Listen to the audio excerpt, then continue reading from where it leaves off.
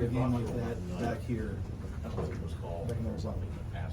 I mean, it means everything just to be out here, back in my home state, being able to go out here and do something with my fellow brothers beside me. Big shout out to Caleb for staying composed, defense for shutting it out, our O-line for going ahead and taking away, and then even Marshawn. Marshawn even opened up for the pass game. He had like 10 yards to carry. Big shout out to him. I asked Caleb how his trust in you has grown from last year, and he said spending a lot of time with you off the field himself. How does that translate to on the field?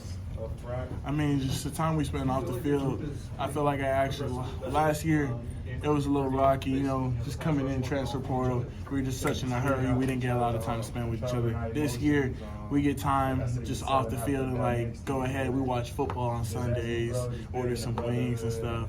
And it really translates. And then you go ahead and put in the work that we get after practice with all the other receivers. And that's why the receivers are able to go and dominate. And I feel as though that this group is the number one in the nation. Brenden, it seems like you kind of benefit more than anyone, or kind of take advantage of, when Caleb's scrambling or trying to find guys. And we talked to you a little bit about that last week, but just, for you individually, how do you feel like you've really kind of worked on that part of your game, sort of the adaptability and knowing that, I really have to make myself active, stay open, that sort of thing? I'm fortunate enough to have a quarterback as good as Caleb Williams. It's crazy because no matter what, the play is never dead. He extends plays. He goes ahead and makes sure that he can get the right reads. He knows when to hold on to the ball, bail out the pocket, let it go. And for that as a receiver, it enables me to go ahead and the play's not dead. Let me get open. Let me find a way. Let me get in his vision.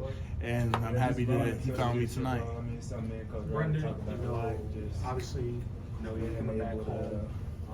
Played your high school ball at Hamilton.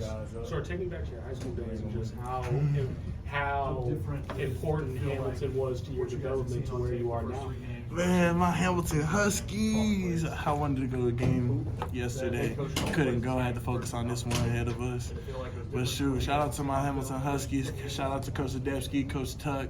I know that some of them guys were here tonight. I'm thankful for them. And that development aspect of it. There was a lot of days we went through 2 workouts a day. I was lifting. Going ahead, they put me in track because a lot of people believed I wasn't fast enough. I love proving people wrong. So just being out there and having that development and having that coaching style from them and that back support enabled me to be the person I am today. This is kind of a weird game, just road environment, first time. What did you learn about your team handling this kind of just taking that week out? I mean, it's our first road game. We took a punch to the face and we punched him back. And we came out on top, and that's all that matters. We got the dub. We're going home happy. 12 hours of excitement, and then we're ready for, this person. In what ways do you feel you're better as a receiver this year? Excuse me, In what ways do you feel you're a better receiver this year? Uplifting each other, making sure. I would have to say that more. What I said in the beginning of the season, I've been practicing consistency within practice. I've been making sure that my outside, everything that's going on outside aligns with the goals I have inside.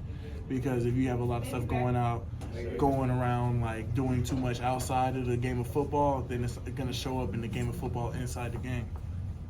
This was your first road game, like you mentioned. What was the environment like out there, and what did it feel like?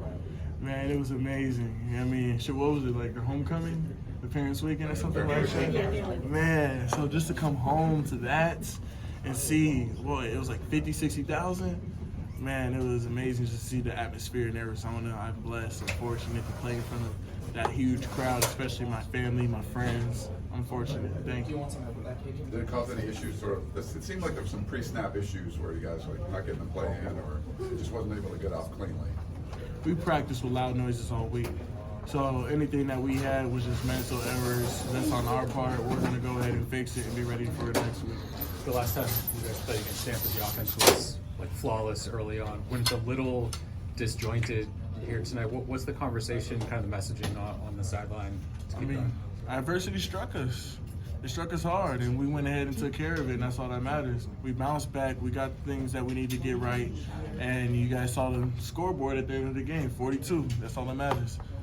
Describe what happened on that fourth down touchdown. What did you see? What Lincoln see? Your first touchdown? My first touchdown? Yeah. Oh, okay. All right, so all week we've been practicing that play. We noticed the middle of the field was going to be open.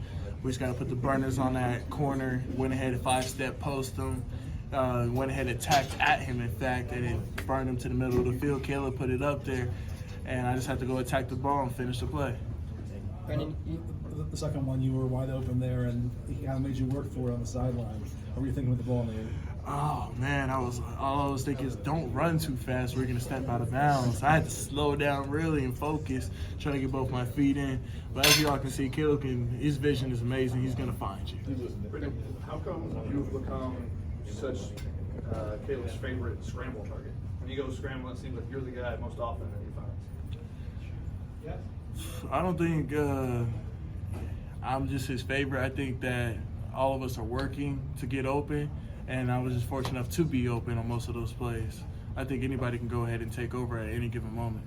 Do you feel like you've learned something from playing with him the last year of when he starts, creating magic in the pocket that, to be able to find those ideal pockets for him? For sure. I know it. I feel like that goes back to just what we doing off the field, that chemistry. And then with that chemistry, it allows me to know what he's thinking, know where he wants me, and then he finds me on those scrambles. Brenden, Do one more? You said, just to make sure I have this right, you said that they didn't think you were fast enough to do track in high school or something like that? Just a lot of people didn't think I was fast enough when I was coming out of high school, going into the college level, and then I was fortunate enough to go out there and track, run a 10.7 and prove them all wrong. At 2:15, guys. Thank you, Brenden.